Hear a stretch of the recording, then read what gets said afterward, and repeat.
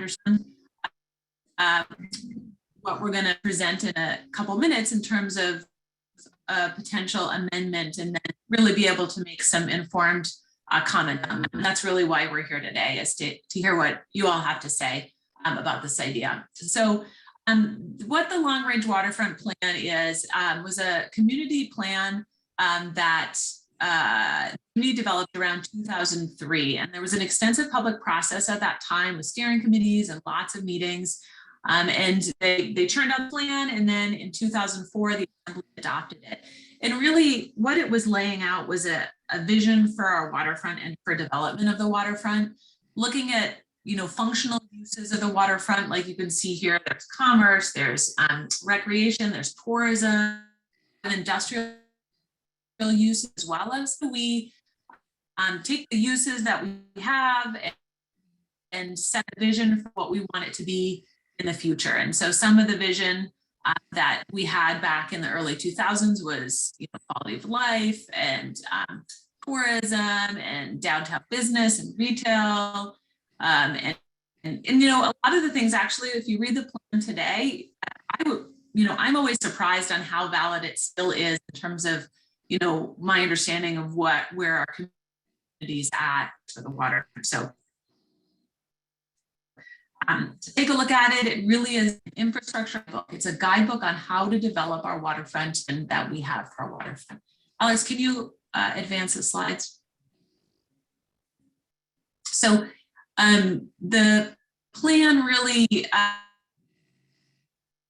as I said, it's a guidebook for development. So it has a lot of details on design standards. It's things like how high should the buildings be, and can we see, are there good sight lines from inside downtown to the waterfront and back? And then there's ideas that are specific to sites. What should we do with Merchants Wharf and Telephone Hill and the state capitol? So there's actually a lot of really specific recommendations. And I think the underlying theme of it is really, how do we make our waterfront a place for people? How do we make it human scale where people can get to the waterfront and really support our economy, businesses that are there? And it's a guidebook to do that. So can you advance to the next slide? One of the major elements of the waterfront plan is the Seawalk. And the Seawalk, as you know, we've been working on it for many, many years. And what the Seawalk does spatially and unifies the entire waterfront, which is really diverse, and it's pretty long. And I think what also happened with the Seawalk is not only unifies, but it really has unified the community. Back then, when we were developing the plan, there were a lot of different opinions about what the waterfront should look like, which, it's kind of similar to where we are today, right? And the Seawalk really was something that the entire community could get behind, because it's really a pathway or a trail along our waterfront that lets people access and enjoy what we have as this amazing resource. Can you forward the slide again, Alex? So this next will show you our timeline of Seawalk construction along the waterfront. We've been working on it for many years, and we've a lot done. I think the slide is it timeline. Oftentimes, construction and development of Seawalk ties into construction, around it. So it's an interesting slide to see how our waterfront has developed to what it is today. You see the red, that two segments that we don't have connectivity, where it says goal support and planning. That's what we're going to talk about. You can still see the white building is still there, or in this picture, but it's not there anymore. Can you forward the slide, Alex? And these two sections that are red are challenging. They're challenging because of property ownership and property use issues. So in the subport section, when this plan was written, the subport was still owned by the trust. And as we know, it's not. The private ownership portions of it are, and then portions of it are in federal ownership, which makes it pretty complicated. This image you see here is actually an excerpt from the Long Range Waterfront Plan. The plan has the waterfront divided into these sections, A, B, C, D, E, F, and each section has various design scenarios. This scenario that I have on here on the slide is actually the recommended one in the plan, but there were many others for this area. They included all sorts of things like you see here, like parks and seawalk and marinas. Some of the scenarios had large cruise ship docks, small cruise ship docks. They have different mixed use buildings and scenarios for how to develop that area. And this is what was recommended through public process, the development that you see here. So Ms. Pierce is going to go on and talk a little bit more about how our more recent planning processes for the waterfront, and that will lead into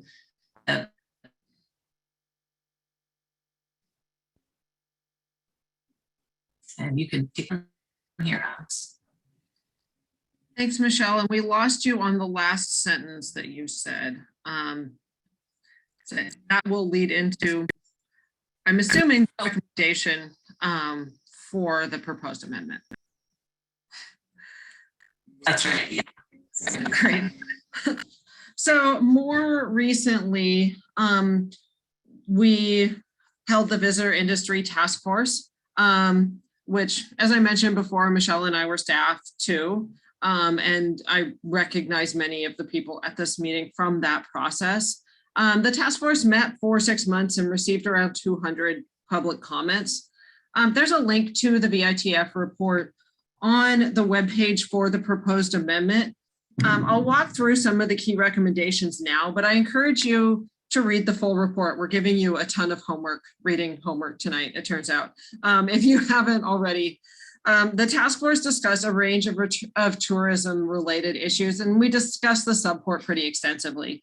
The task force was established by the mayor with 4 charging questions related to 1, visitor industry management, 2, updating the Long Range Waterfront Plan, 3, restrict the kind of persistent idea of a restriction or cap on the number of visitors, and 4, collecting public opinion on tourism issues through surveys.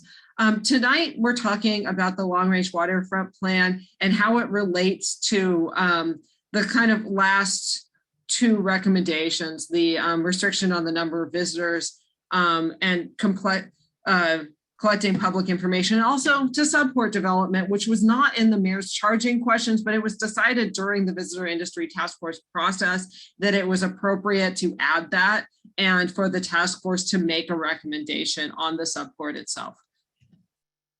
So the Long Range Waterfront Plan, one of the questions centered around whether to do a full rewrite of the Long Range Waterfront Plan. And the VITF did not recommend a full update, but underscored the need to complete and connect the seawalk, and also recommended constructing a 5th cruise ship dock as long as the development meets a set of criteria that align with community goals. Regarding the restriction on the number of visitors, there's a persistent recommendation throughout CBJ's planning documents and past surveys to limit our port capacity to 5 ships a day. Based on the information that we have today, a 5th dock at the subport as proposed to be constructed helps achieve this goal. However, infrastructure is one of several levers that we have for establishing limits. And I was talking about this with Rory just before the meeting. This is a large and messy topic that's kind of one of our next big tourism management discussion challenges. Even in the event that a dock limits our capacity to 5 ships, we know that ships are getting bigger. We know that it doesn't automatically cap our capacity at where it is now. And we know that that's kind of an area of research and analysis that we need to pursue. And that a dock is frankly more attractive than the idea of anchoring and lightering. And but that plays into a larger regional context with a lot of variables that we need to consider. The other limiting options that were found, limiting by scheduling and limiting by negotiation, and limiting by infrastructure is very much the simplest of those three options. And whether or not to build a dock is kind of a yes or no decision compared to having regional context discussions about scheduling and working with Cruise Line International agencies of Alaska on MOAs based on community goals. Those are long-term goals that we have and things that we're trying to achieve in the short term as well. But this is really the first step in that limiting discussion. The visitor industry and leading into that, the visitor industry task force supports the 5-ship concept as well, and supports a subport dock if the following criteria are met. 1 larger ship per day using one side of the facility, and the VITF defined larger ship as 500 passengers or less. A maximum of 5 larger ships in port per day. No hot berthing at the new facility. For those not familiar, that's when one ship comes in the morning and then leaves usually midday and another ship takes its place. The idea is kind of, we want to see 1 ship per dock per day or per berth, whether that's dock or anchor, regardless of whether this proposal goes through. No larger ships are allowed to anchor as the 6th ship in town. High quality uplands development for community and visitors. Year-round development orientation. CBJ manages the dock to some extent, and the dock is electrified. The task force also recommended that we collect public opinion, similar to surveys that we did in the late 90s and early 2000s. We conducted a random sample statistically valid phone survey and a self-selected online survey. And the survey report came out a couple months ago. More reading homework. The survey report is linked also on the page that where the amendment lives on our website. So if you're interested, I find it pretty fascinating. I would take the time to read that. When the Long Range Waterfront Plan itself was written, as Michelle mentioned, there was a pretty large public process around it. There was a self-selected survey, there's a mail-in survey as part of the public engagement process. And we asked residents about the proposed amendment in our recent survey, or the proposed development rather. And this was both at the direction of the Assembly and the Visitor Industry Task Force, and also to follow the guidelines that exist within the Long Range Waterfront Plan to engage in a public process for future amendments. So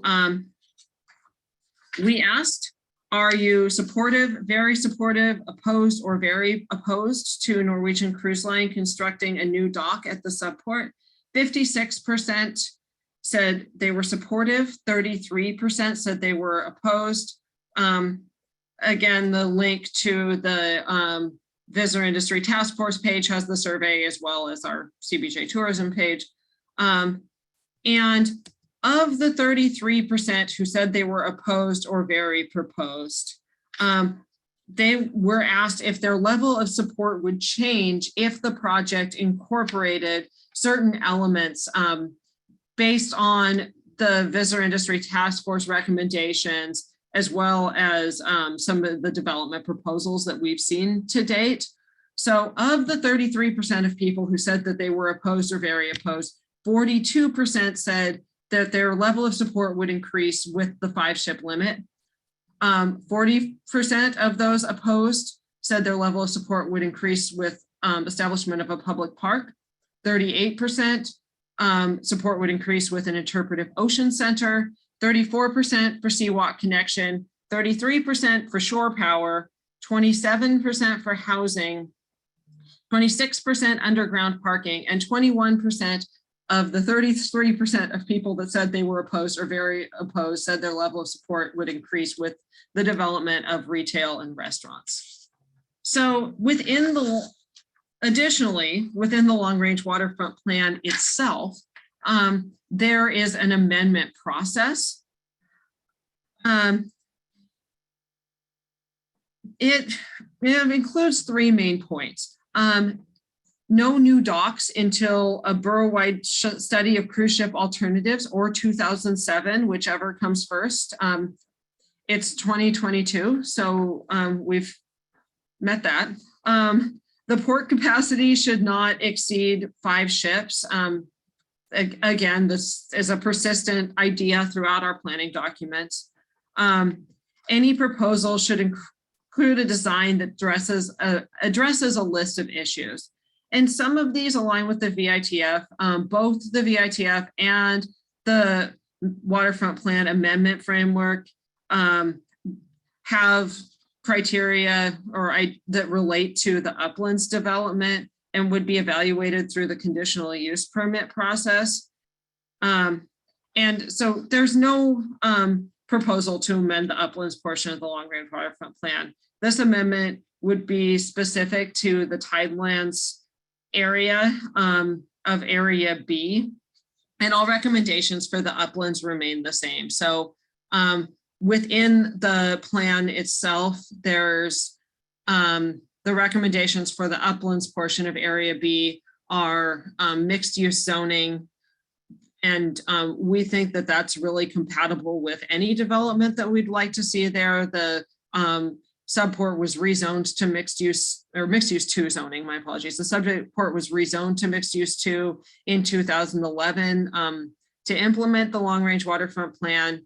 And so this amendment really is very surgical to just the tidelands portion of this area. So you can see here, the proposed amendment text would read, it would replace a paragraph on page 47.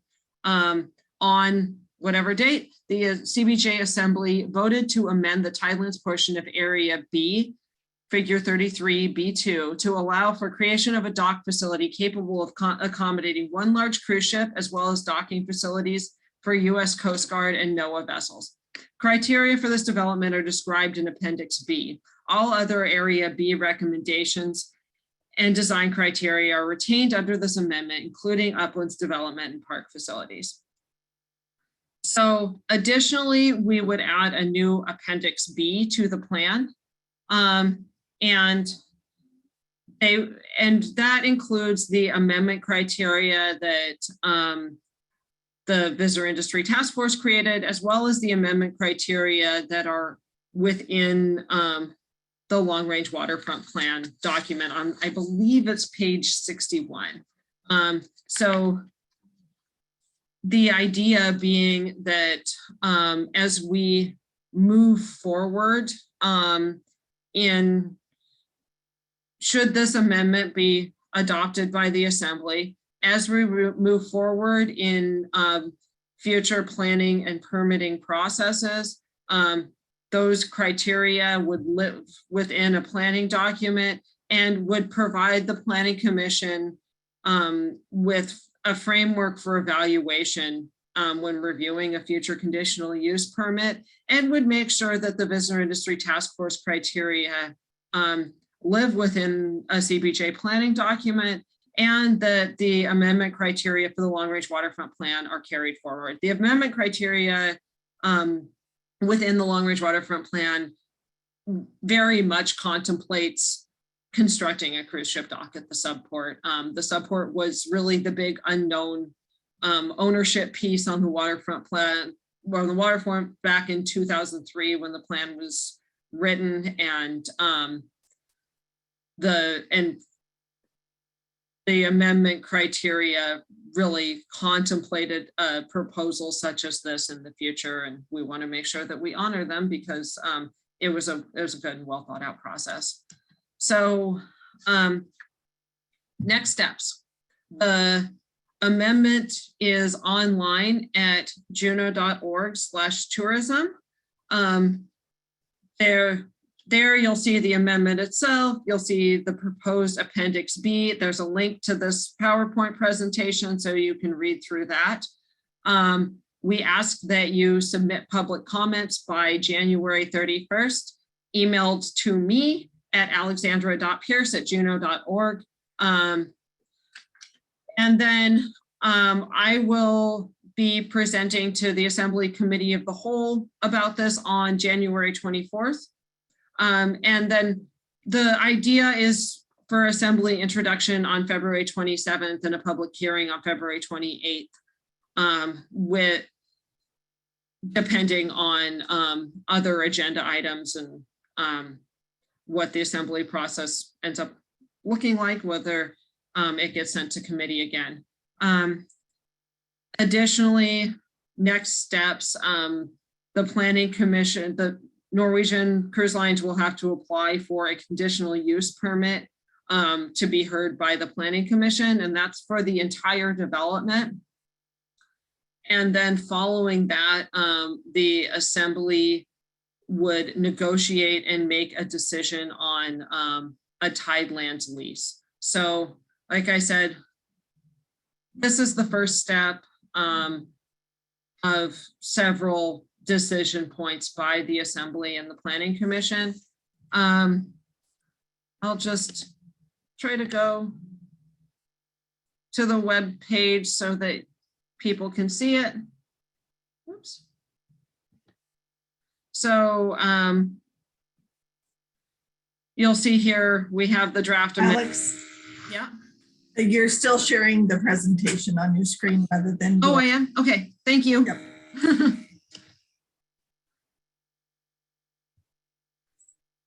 I think you have to stop sharing screen and Okay. then what the new screen is, how it works.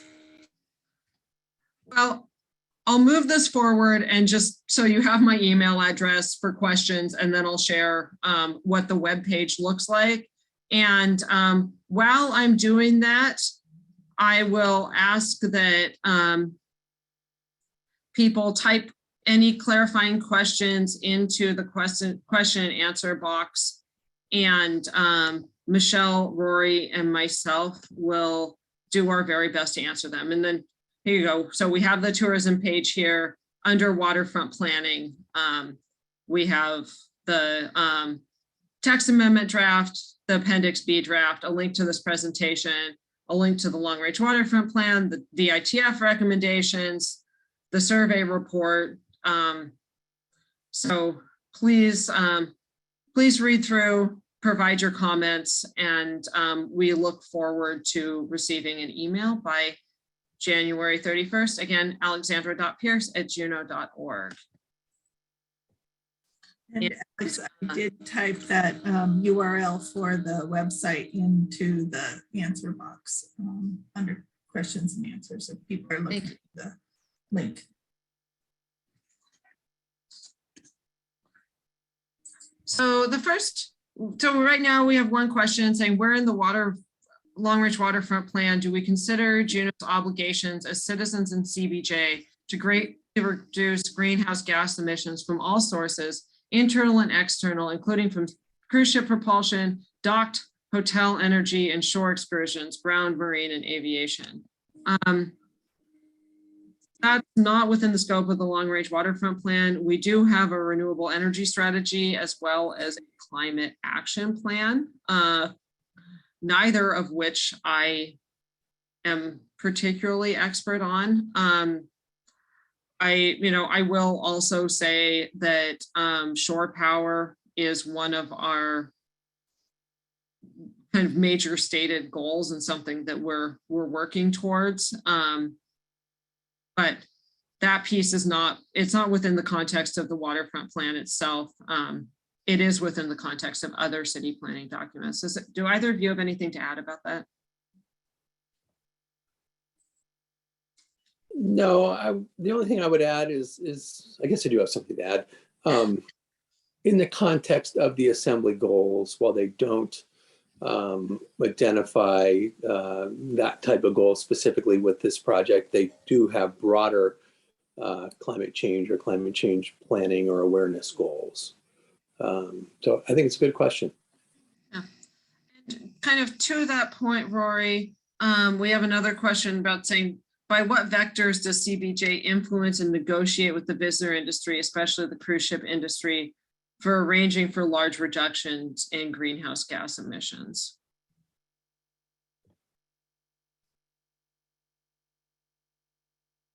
So, I mean,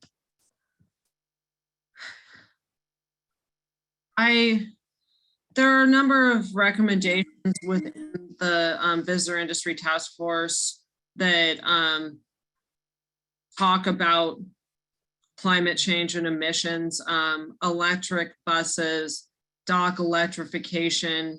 We've been talking about the concept of an electric glacier shuttle for quite some time.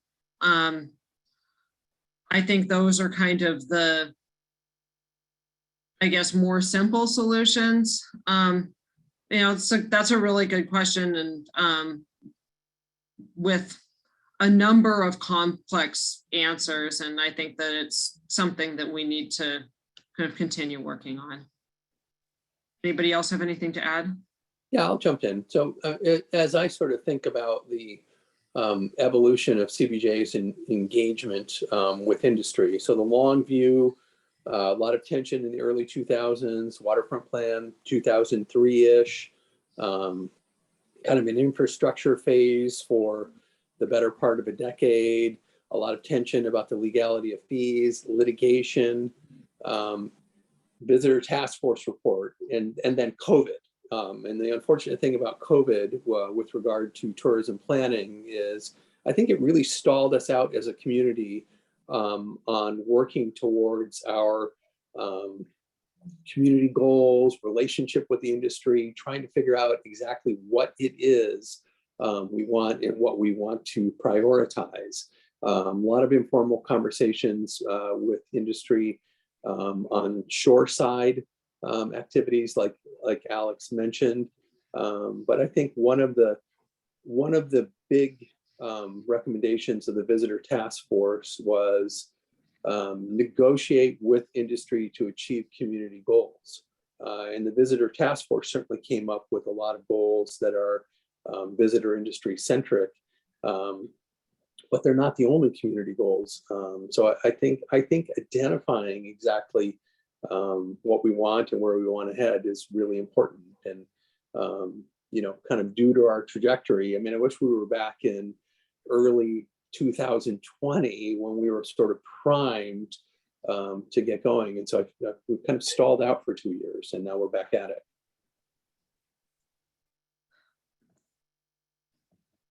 So the next question. Given the long range waterfront plan process specifically addressed and rejected a cruise ship dock here, and that you are proposing to amend that, how does the public have any faith and guarantee that the second side of the dock won't be converted for cruise ship use down the road? Is there any legally binding and non-changeable way to assure this? Well, firstly, the long range waterfront plan did recommend a marina instead of a cruise ship dock there, and also provided an amendment process that very much contemplated a future cruise ship dock. And we're following that process now. Things have changed a lot since 2004.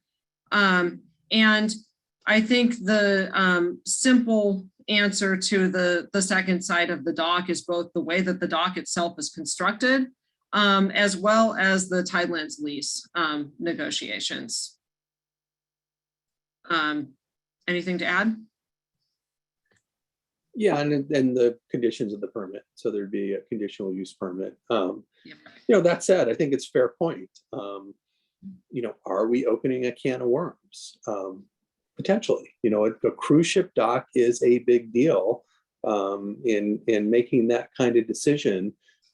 It's not one that you walk back from. So I do think it is really important for us to try and understand the impacts, positive and negative, seen and unforeseen, of deciding to build a cruise ship dock. I think it's a really complicated topic.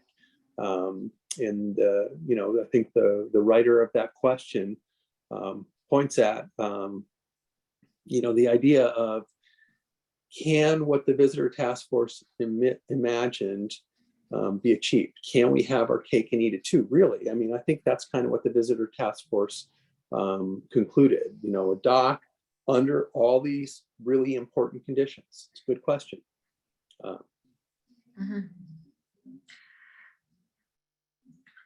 Yeah, I agree. And I think I'll add that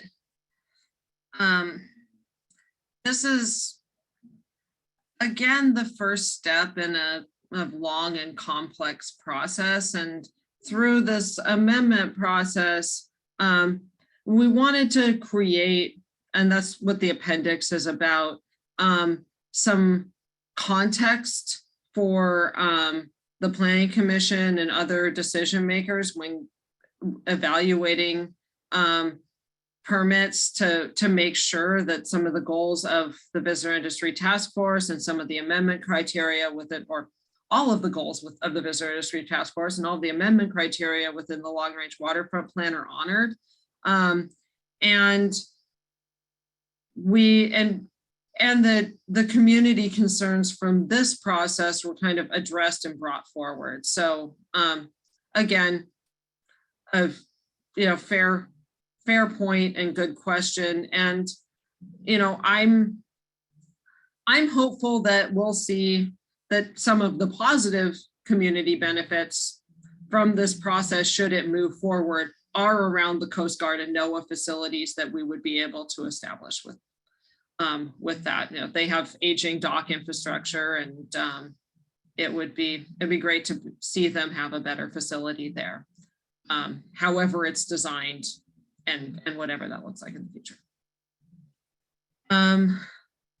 Next question. Oops.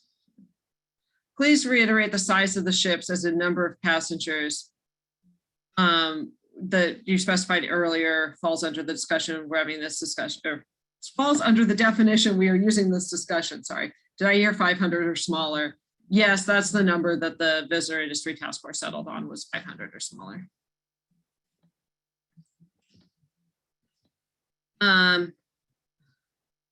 What will be the cost to Juneau in this process? Have you figured in the cost of staff time and development costs? Rory, do you want to take that one?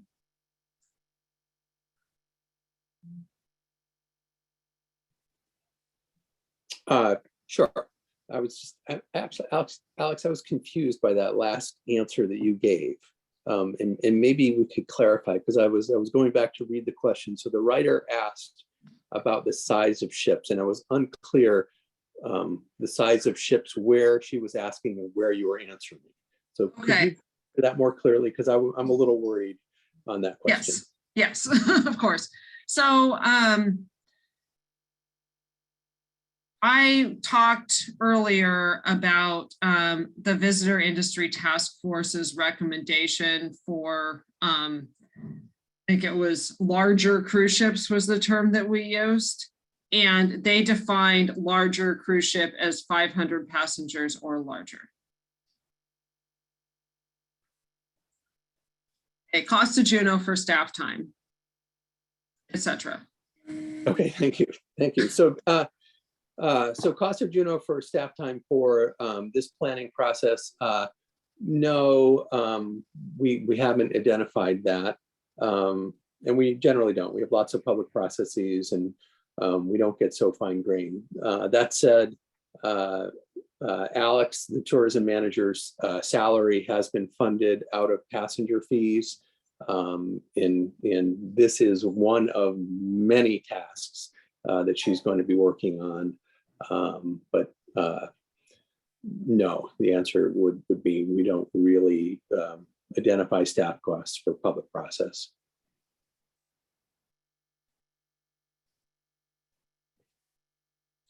I think they'd be similar to, just from my context as former planning manager, any large development proposal in terms of planning staff time, whether it's a big subdivision or something else similar. I guess two things. So when the applicant does submit an application to the Community Development Department, they'll be charged a fee for that consideration of that permit process. And if the facility is permitted, they'd be charged a fee for building inspection, building permit, and all of that.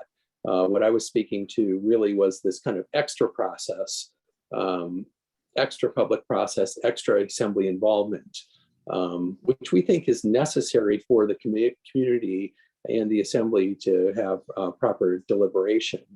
You know, most development projects just go straight to the Planning Commission, and that's really you know, where they get considered by the public. But in this case, I think it's to the benefit of CBJ and its residents that we have extra complicated, involved public process.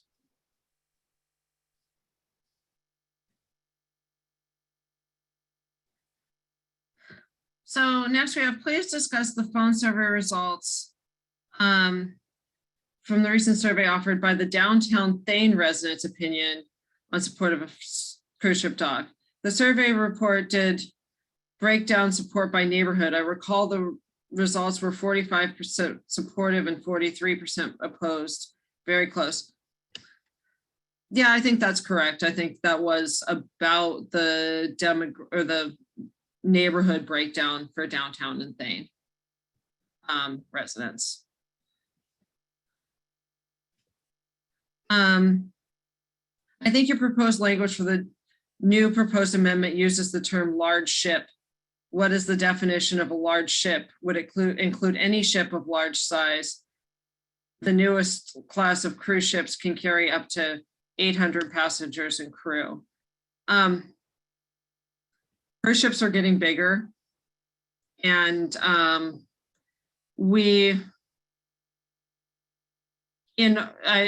as I discussed earlier, I mentioned that we used 500 passengers and larger. We didn't talk about upper limits at all. I think that's a really good point. And it's, you know, it's something to consider and discuss in the future. But we didn't, the task force did not contemplate an upper limit on the size of ships, so much as they were trying to differentiate between the small ships, like the uncruise style ships, and large ships like, you know, a Norwegian Cruise Lines or Princess style ships. Right now, we don't have, we have infrastructure that supports the biggest ships that come here. I don't know that our current infrastructure could handle the ultra large ships, but that's something that we would need to look at further. I'm just going to add that it's a really good consideration and moving forward comment, because if you remember in one of the earlier slides, one of the factors to consider was limits by infrastructure, and Alex just touched on that. That's a way that ship size can be limited, is by the actual dock that's built, because some docks can't handle larger ships. So next question, what negotiating power does Juneau have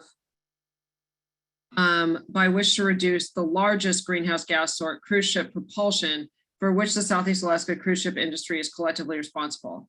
That most propulsion emissions happen outside CBJ is irrelevant. Do you agree? Shall we explicitly include the greenhouse gas emissions with a danger within the Long Range Waterfront Plan, and how? I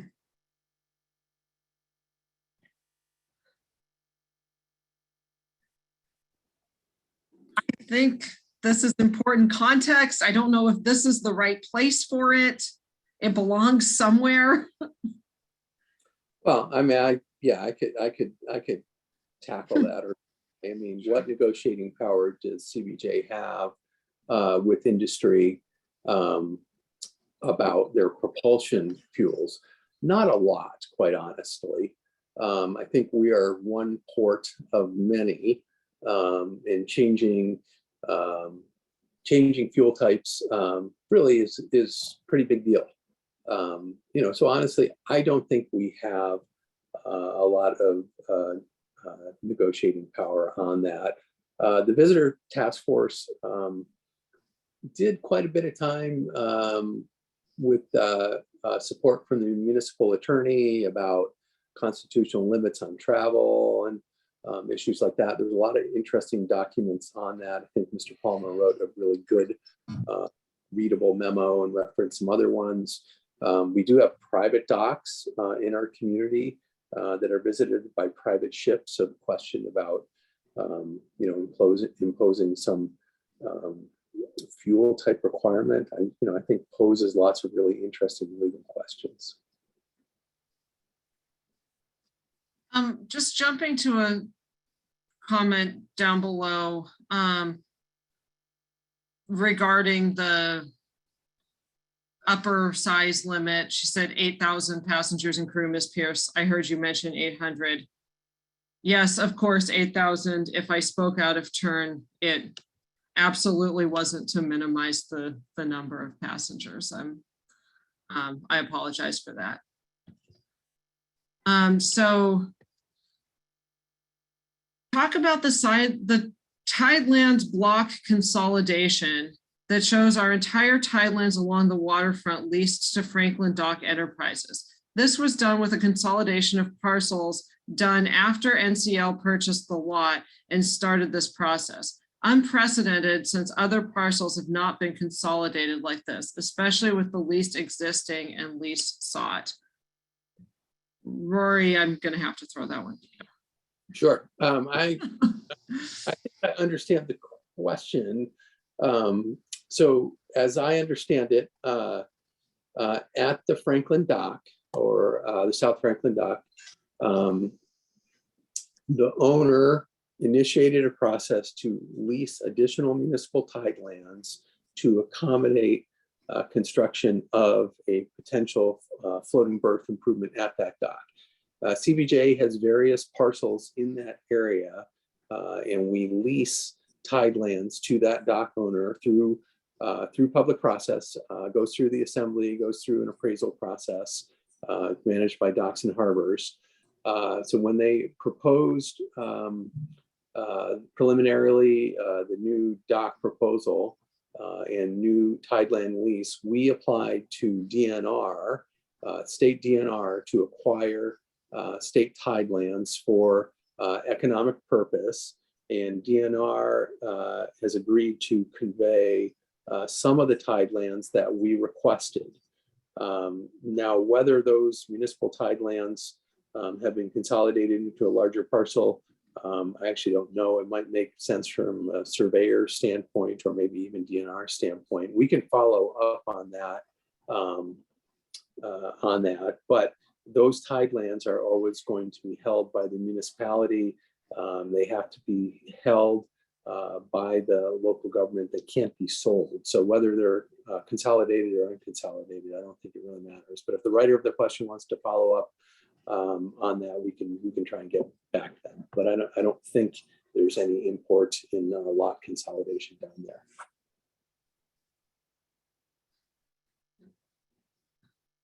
So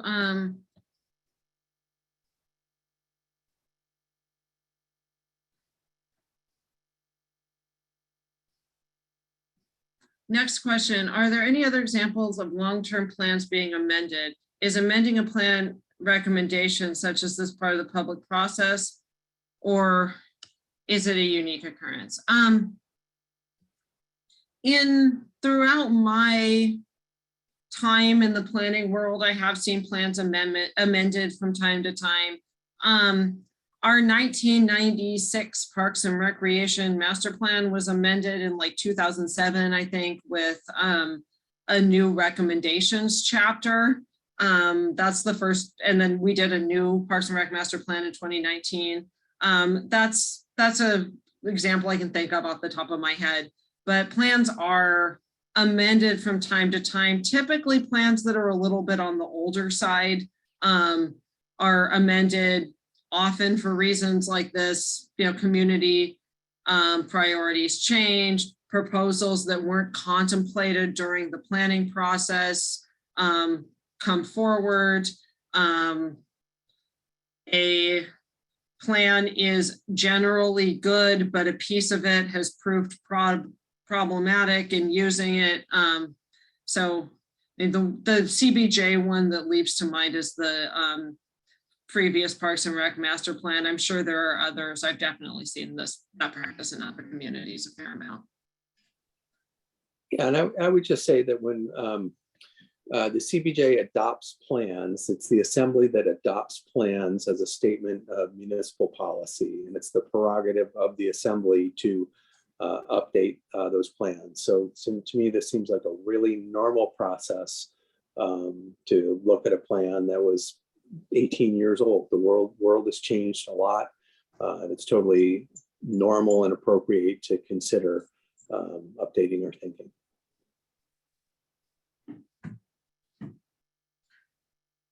So next question, what happens if the Waterfront Plan Amendment is not adopted? Well, then the Waterfront Plan remains as it exists today. And the applicant can still apply for a conditional use permit.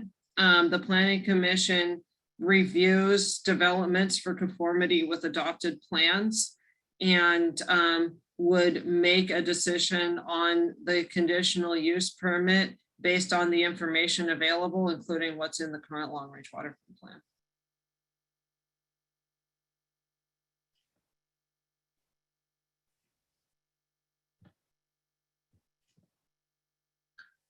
Next question. I'd like to see this in the context of changes to U.S. Coast Guard and NOAA facilities, i.e. will there be a new seawalk along that section of waterfront?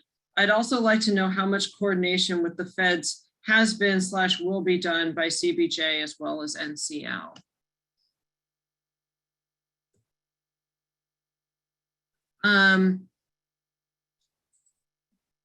Sorry, Michelle, go ahead.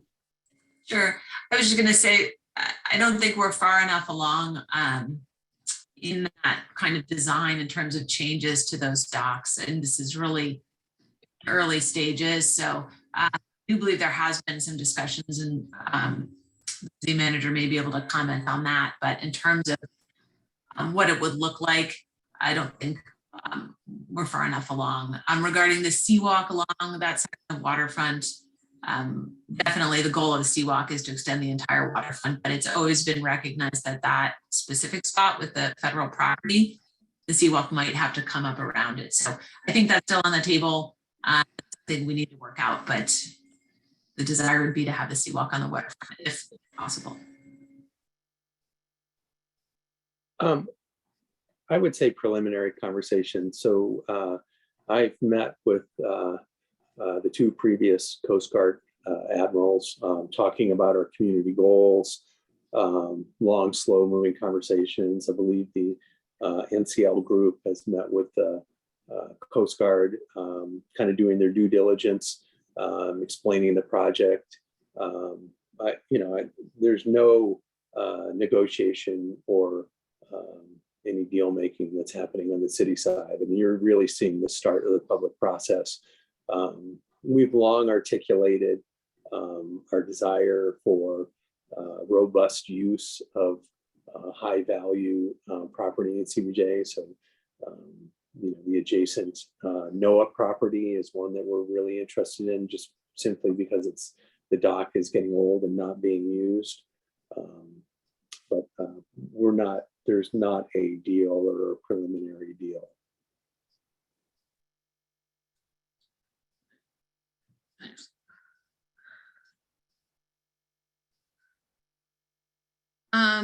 Next question is about the city endorsing the policies and actions of private cruise companies. Rory, do you want to take this one? Sure. I mean, we don't, right? I mean, the cruise ship companies are private companies, and we We negotiate, around our community goals. So, we don't regulate interstate commerce or private commerce. Complicated issue. I guess that's not really in our wheelhouse.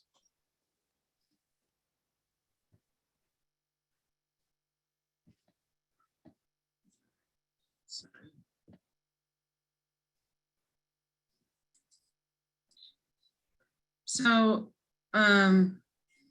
please briefly explain the differences between the CUP process that involves the Planning Commission versus the Thailand lease process that I assume stipulates conditions that involves the assembly. So I'll start and maybe Rory can pick up on the lease. So both include conditions. So the conditional use permit process is a land use permit that is required for lots of different types of development. And it's reviewed by the Planning Commission. So the Planning Commission will, or rather the Planning Department will receive an application and it will analyze the application based on whether the application conforms with existing zoning, whether it conforms with things like traffic. There would have to be a traffic study associated with this. And infrastructure improvements, lighting, noise and security. There's a bunch of different categories that the filters through which a development proposal is analyzed. I talked earlier about conformity with adopted plans. That's another section within the conditional use permit. So these are the adopted planning documents that we have at our disposal within the community. Does this development conform with the comprehensive plan and our other adopted plans, including in this case, the Long Range Waterfront Plan? And then the CDD, Community Development Department, will recommend a number of conditions. So they'll make findings based on their analysis of whether or not it conforms with the requirements for the conditional use permit and with adopted plans. And then they'll recommend a list of conditions, things like sidewalks or traffic mitigation measures, or some of the things that the Visitor Industry Task Force recommended. Some of the items in the Long Range Waterfront Plan Amendment criteria could become conditions. And then the Planning Commission evaluates that. The Planning Commission has the ability to accept or approve or reject the permit within the regulations, within the land use code. The Planning Commission verifies that the permit meets the requirements, and the Planning Commission can add its own conditions. So, and that's a fairly major process for a development of this size. And the final approval for a conditional use permit rests with the Planning Commission. And then following that is the Tidelands lease conversation, which happens at the assembly level. And that is, rather than following a set of requirements stipulated by the CBJ land use code, that's where we have a bit more room to negotiate. And Rory, do you have anything to add on the lease piece? I'm not quite as familiar with that process. It's a fairly normal activity for CBJ to lease city property. The taco food cart downtown is currently on a lease. We talked about the Franklin Dock leasing municipal tidelands. We seem to be about every other month leasing a little piece of property for cell towers or co-location of cell tower communication equipment. And So what would happen is the assembly could, after this permitting process unfolds, really decide, is it in the public interest to lease municipal tidelands, and if so, with what kind of deal and what kind of commissions. So I would say it's the commission, the conditional use permit and the planning commission process is this kind of quasi judicial process where the staff and the commission looks at the code and evaluates a proposal against the code and makes a decision, whereas the land lease is just, that's a pure political decision of the assembly. They can do it for any reason or no reason. That's why it's the kind of hard decision that you run for office to make. So next question, are there any projections of revenue for local businesses, sales taxes, and passenger fees for a dock of this capacity? We don't have any hard projections. I will say I did a little preliminary analysis of the schedules for 2022 and 23. I looked at days that we had a ship at anchor. I looked at days where there's hot berthing on the schedule, and I looked at days when we had both. So making the assumptions that the days that we'd have a ship at anchor would stay the same, that days when there's hot berthing, that ship would go to another dock. Days where there's both, one of those ships would have to come on another day if we're at a 5-ship limit. And assuming a ship size of about 3,000 passengers on average, if every single other day of the season had a ship at the dock, at a new dock, we'd be looking at, so assuming that all of those passengers are already going to come here and they're all going to use a new dock, assuming that, we'd be looking at about 200,000 more passengers per year. So, multiplying that out in terms of average sales tax, economic multiplier effect, marine passenger fees, I think you can get at a fairly good educated guess. But that's as far as my analysis has gone to date. The only thing I would add is property tax would pay into it as well. So, Right. I mean, just kind of spitballing, cruise ship dock, ours, we got 2 for 65 million. So 35, 40 million for a dock, and upland improvements, maybe $60 million facility, let's just say, and municipal property tax is around 1%. So that'd be around 600,000 of property tax.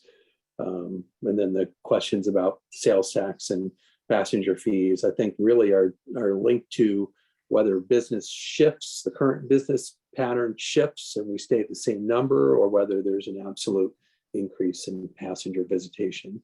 And then I think there's a question about whether if the business shifts, is it more efficient or lucrative from a municipal standpoint? So there's a lot of focus on hot berthing on Tuesdays, where 2 ships come in, 1 in the morning, 1 in the afternoon, and you have the passengers here for a relatively short window, maybe 7:30 to 1 p.m. in the afternoon, or 1:30 or 2 p.m. until sometime at night, where they don't spend the whole day, and maybe on average don't spend as much on tours or retail or food and beverage. So there's I think a lot of speculating on the economic impacts. So next question, NCL is over $12 billion in debt. Have they completed payment for the property? Is there any fear that they may not be able to complete their plans for building the dock? I mean, the transaction on the property had nothing to do with CBJ. So I don't know that they've completed payment. I assume they have. And if they were not able to complete their plans for building the dock, I think we'd love to take it off their hands, the property off their hands for them. Anything to add? Yeah, my understanding is they completed the purchase. So some of you may remember CBJ was a bidder when the Mental Health Trust had the auction for the property. Relatively humorously, I proposed to the Mental Health Trust that they extend the payment terms. So I said, as a municipality, we just can't move that fast. The Mental Health Trust made financing of the property available, and NCL took advantage of that. But my understanding is they completed that property purchase.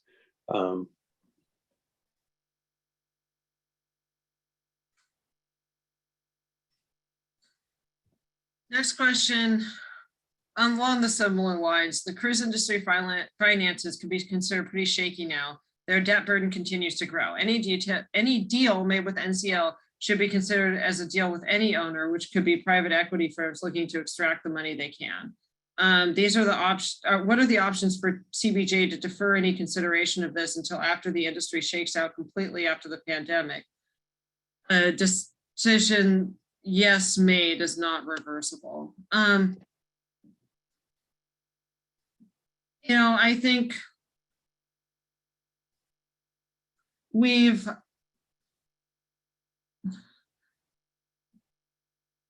as we move through this process, we're considering this as the development that is proposed, and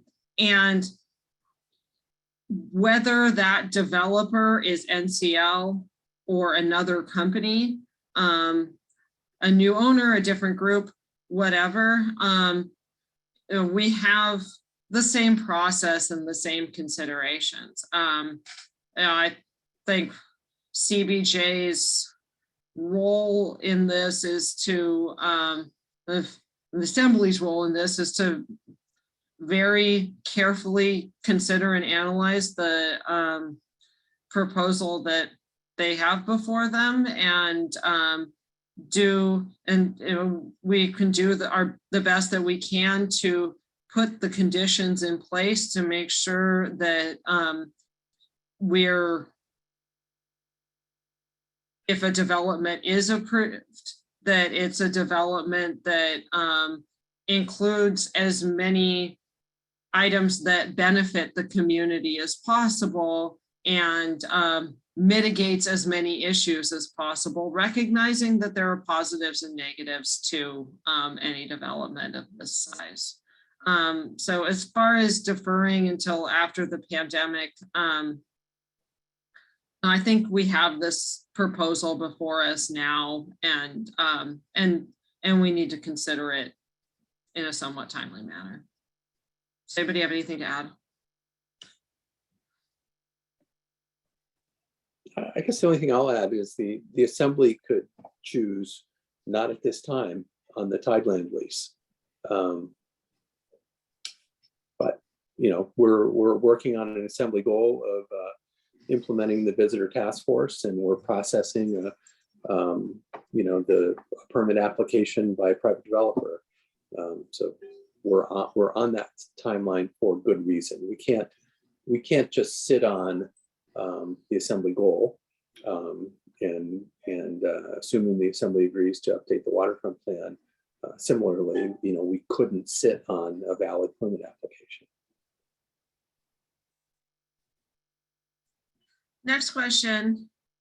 One more question, and thanks for answering my others. No problem, that's why we're here. Where is CBJ in the process of applying for a transfer of state tidelands involved in the NCL proposal to CBJ? Rory, you want to take that one? I think I know that. So good, I don't. Yeah, I saw we have somebody from DNR on the line. They might know it better, but I think right. Our port director, Carl Yucatel, began communicating to DNR, knowing that transfer of state tidelands takes a really long time. In the fall, I think I asked him, I said, hold off, because that's kind of cart in front of the horse. And we have all these things that we're trying to move kind of concurrently. So I believe that our port director has started the communication and started to assemble information, but I do not believe that we have applied for those tidelands. But that's the kind of thing that we'll probably need to explain to the assembly as well. We've got all these concurrent processes and none of them can really get in front of the other. And it can be a little tricky. Yeah, it's a very messy critical path in this this process. Does CBJ have the legal authority to stop hot berthing at all of the private docks if we have the 5th dock?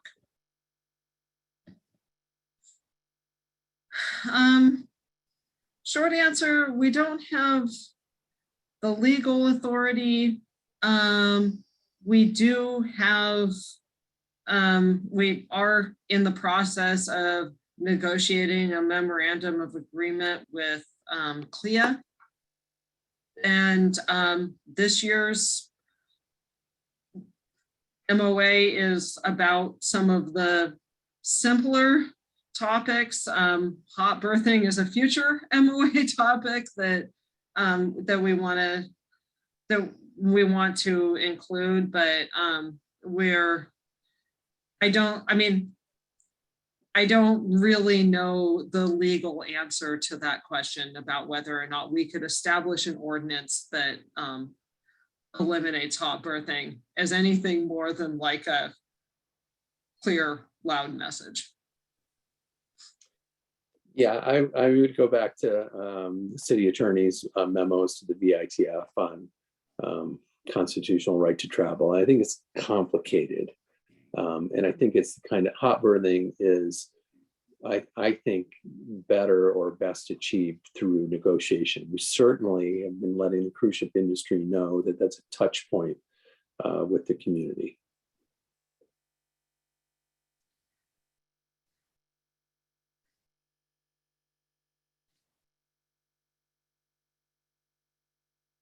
So if we don't have the authority, then any promise that there would not be hot berthing if NCL dock is built is reliant on the industry decision. I'll give you a lifeline on that one, Alex. Right, so this is a little bit similar to an earlier question about can we legally ensure that something doesn't change in the future. It's a little tricky. So I think maybe through a tideland lease process, which essentially is a contractual agreement, that might be the vehicle for something like that. Maybe through the conditional use permitting process, that might also be a vehicle for it. So I think good question. I think kind of gets back to some of my opening comments about we know this is potentially opening a can of worms or playing with fire. It's a good question, and I think it's really good to flush out what people think unintended consequences or forks in the road might bring. Kind of to pick up on that, you know, I know we have those options at our disposal for this dock. We're also, when I talk about negotiations and MOAs, we have 2 private docks in Juneau that we don't have those kinds of conditions at. And that's where those types of agreements come in. You know, I will say, you know, there's local industry pushback against hot berthing as well. It's something that this community feels pretty strongly about. There are people on all sides of this issue. So it's a big thing for us to work on. How can CBJ ensure citizens that NCL won't unduly influence the public process with their unlimited resources for lawyers, lobbyists, and campaign donations? I would be happy to grab that one too, Alex. Thank you. Well, we have a municipal law on conflicts of interest. So for municipal officials, including the assembly, we can't accept any benefit from a private party. It's against the law. I think it makes sense for a private company to work the angles and hire good architects and engineers, and make sophisticated proposals and hire consultants who are going to advise them on the public process. So I think it's normal that they're doing that. I think the public also plays an important role in weighing the merits of the proposal. So I've definitely seen, I think we have 50 people at the meeting tonight, which is great. Sign of an engaged community. A lot of smart people in Juneau. A lot of people asking questions that we could not answer perfectly tonight. And that's really good. I think critical analysis and critical thinking of a big community decision is a very healthy thing for us to engage in. And I think we're also taking this proposal very seriously. We're not treating this development as a foregone conclusion. This is a process like any other development proposal process that we see. And this is the first step in the process is, I think if we had a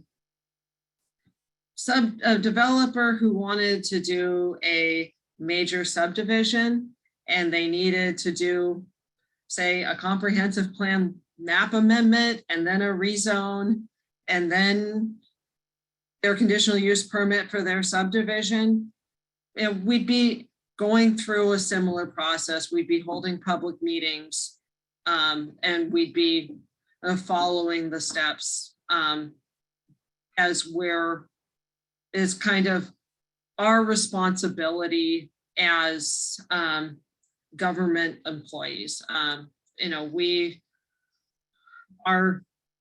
Our job is to listen to and kind of balance the needs of the community, and we're trying our very best to do that in this context. So we have a proposal that will be before the assembly in the next couple months or the next month or so on this first step, and we'll continue to follow the steps in the process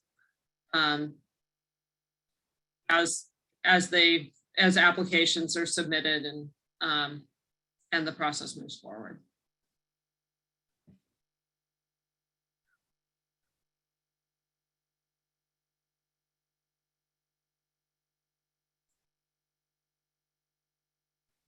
So the Assembly has accepted the VITF recommendations. They did not adopt them to the best of my memory. Has the Assembly specifically adopted the recommendation for amending the waterfront plan? If so, on what date, please? At the Committee of the Whole back in, I believe it was July, Michelle and I presented to the Committee of the Whole on the process for tourism management moving forward. We talked about the survey. We talked about amending the Long Range Waterfront Plan Amendment process, and we were given direction by the Assembly to proceed with both. And so we're following that recommendation at this point. And then the Assembly within its goals adopted and implement strategies developed by the Visitor Industry Task Force. So we're moving forward based on the Assembly goals as well.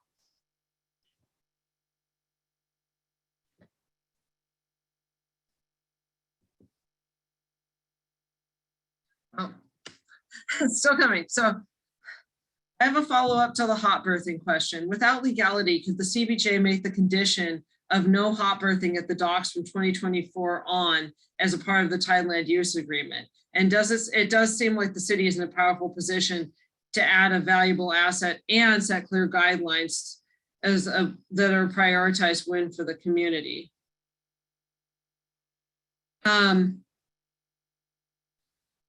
I think that's entirely possible with this dock and this cruise line. I'm not sure that we could, within the lease negotiations, say, get them to answer for other cruise lines, though recognizing that this is the only cruise line that currently hovers.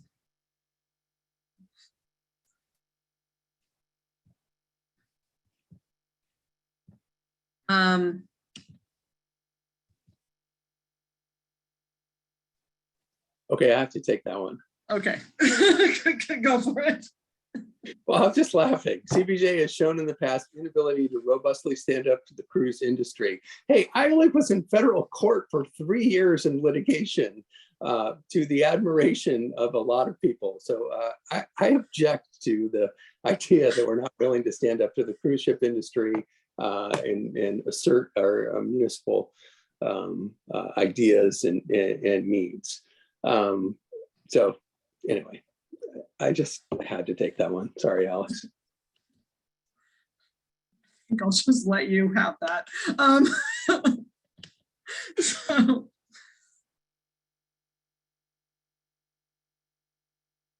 at the treat the acknowledged they've yet to adopt, that should be a first process with public comment. Okay. Comment received, thanks. We can't stop growth of the cruise industry through CBJ ordinances. We are overrun right now. And I've thought for years that we are completely over capacity for health and safety reasons, as well as relating to our quality of life. It's sad that we have to negotiate with the industry to stop hot birthing, let alone limit growth. There has to be a way to limit the growth.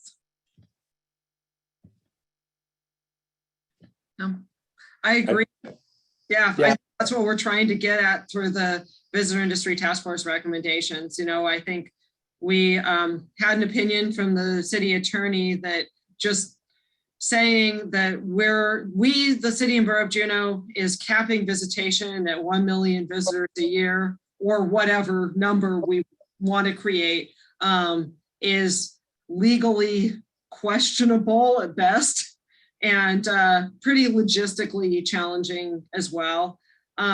And so, you know, we need to consider these other measures for creating limits, and that's what we're doing now.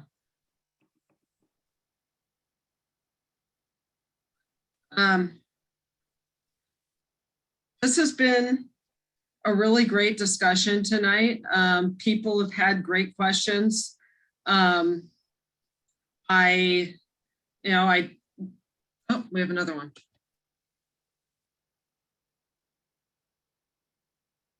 Is there a chance that the Coast Guard would have a problem, and if they did, would be able to prevent ships from docking so close to their facilities? To date, they haven't expressed a problem. I think they're in negotiations with NCL about what a dock for them could look like. But I suppose that's possible. Yeah, I'm thinking back during the visitor task force, we had Captain White, with the Coast Guard, captain of the port, really talking about the Coast Guard's philosophy. And, you know, their general philosophy is to figure out how maritime vessels can safely navigate. So it's a lean to helping vessels safely navigate. So that's one side of the question. So I think they're disposed to figure out solutions. I mean, the other side of the question is the Coast Guard dock is a secure federal facility, albeit somewhat lightly used. So they might. I mean, there might be, you know, the decisions by the Coast Guard of, you know, incompatibility of one type or another. I don't know. Interesting question.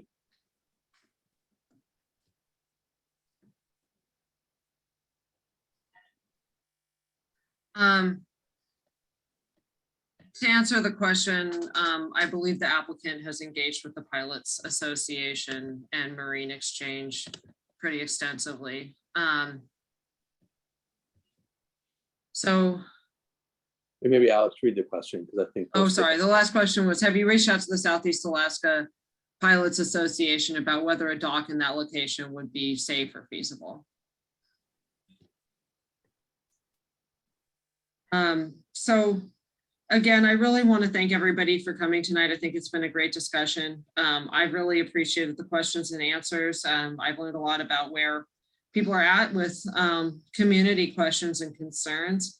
And again, I really encourage people to submit comments and to go on the website juneau.org/tourism and read the proposed amendment and send comments to me at alexandra.pierce@juneau.org. So thanks. And with that, have a great night. Stay dry, stay safe, protect your own property. And we really appreciate your engagement in this process. Your comments really mean a lot to us all. Thank you all. Right.